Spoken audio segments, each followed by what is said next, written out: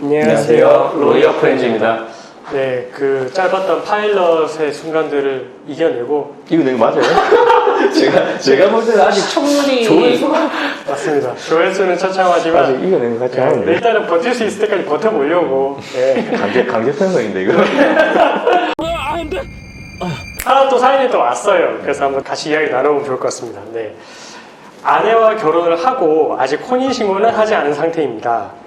결혼 전부터 제가 돈이 많다고 알고 있었고 결혼식 또한 호텔에서 진행을 했을 정도입니다. 하지만 혼인 이후 제 사정이 넉넉하지 않다는 것을 알게 됐고 아이가 태어난 후 친정으로 돌아갔다가 아이도 키우지 않겠다라고 하며 현재 집을 나간 상태입니다. 이런 경우 어떻게 정리를 해야 할까요? 네, 일단은 혼인신고를 하지 않은 상태에서 남편은 재산이 이제 뭐 그렇게 많지가 않은데 아내분께서는 뭐 연애 때 좀 돈을 많이 쓰고 선물도 많이 주고 해가지고 좀 돈이 많은 사람이라고 이렇게 생각을 했던 것 같아요. 네, 그랬는데 이제 결혼도 하게 되고 어쨌든 뭐 어떻게 이제 돌아가는지를 좀 알게 됐을 거 아니에요. 그렇게 되고 나니까 이제 아이도 출산을 하고 나서는 이제 더 이상 뭐 살기 어렵다 이러면서 이제 집을 나간 상태인데 그러면 지금 혼인신고를 하지 않은 상태니까 일단은 이혼의 대상은 아니죠. 관계 정리는 금방 그냥 뭐 말로도 할 수 있죠. 사실혼이니까. 그렇죠. 사실혼 관계를 이제 정리를 하는 문제가 남아있는데 이분이 궁금해 하시는 건 지금 아이를 어쨌든 이런 사정으로 양육하지 않고 두고 나가버린 게 뭔가 이 귀책사유로 문제를 삼으면서 손해배상 청구를 할 수 있냐라는 거거든요. 가능할 것 같으세요? 어떠세요? 아이를 놔두고 그냥 간 거를 가지고 손해배상 청구한다? 좀 어려울 것 같은데. 손배 청구. 양육비는 청구할 수 있겠죠? 그렇죠. 그렇지.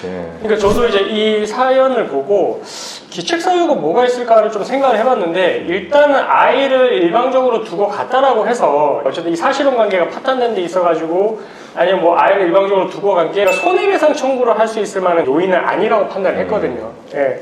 그렇게 보는 게 맞을 것 같고 다만 여기에서는 이제 추가로 궁금해 하셨던 게 이 사실혼 관계가 해소가 될 때 어떻게 정리를 해야 되는지 예, 이런 문제가 남아있거든요. 그래서 일단 1차적으로 생각을 해봤을 때 만약에 사실혼 관계를 남편이 해소를 하는 걸 원하지 않는다라고 하면 계속해서 사실혼 관계가 유지됨을 전제로 해가지고 뭐 붙잡으려고 해보셔야 될 것 같고 근데 만약에 이제 해소를 하기로 됐다라고 하면은 일단은 가장 큰 문제가 아이에 대한 문제잖아요. 예, 그래서 아이에 대해서 양육자를 누구로 할지 그렇죠. 그 다음에 또 친권자를 누구로 할지 이거에 대해서 일단은 이야기를 해보셔야 돼요. 협의가 되면은 이게 일방을 지정을 해서 하시면 되는데 만약에 협의가 안 되면은 남편분 입장에서는 친권자랑 양육자를 나로 지정을 해달라고 법원에 청구를 하셔야 돼요. 그렇지.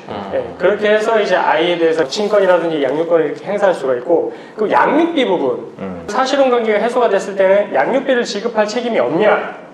아니지. 그건 별개지. 아니죠. 예, 그렇죠. 줘야죠.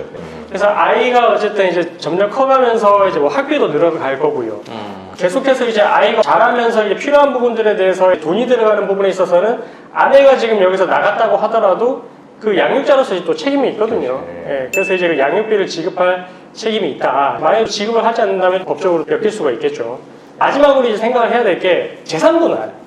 예, 사실혼 관계라고 하더라도 얼마 안 되는 기간 동안이지만 이 혼인관계를 형성을 해보려고 이제 재산을 만들었을 테니 그 부분에 대해서도 이제 재산분할 청구가 되죠. 그렇죠. 예, 그래서 이제 사실은 좀 기간이 오래되지 않았기 때문에 크게 막 이렇게 분할할 대상은 없어 보이긴 하지만 그래도 뭐 그런 분할 대상 재산이 있다면 재산을 정리를 하고 거기에 있어서도 누가 좀 많이 기여를 했는지도 판단을 해서 정리를 하셔야 될 것 같아요.